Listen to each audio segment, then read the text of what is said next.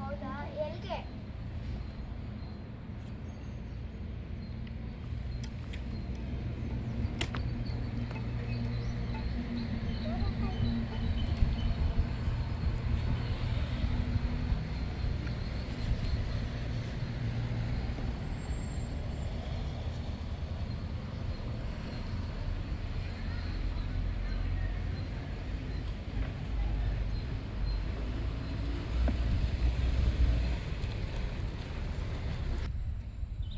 ಅಂಗವೈಕಲ್ಯ ಎನ್ನುವುದು ದೇಹಕ್ಕೆ ಮಾತ್ರ, ಮನಸ್ಸಿಗಲ್ಲ.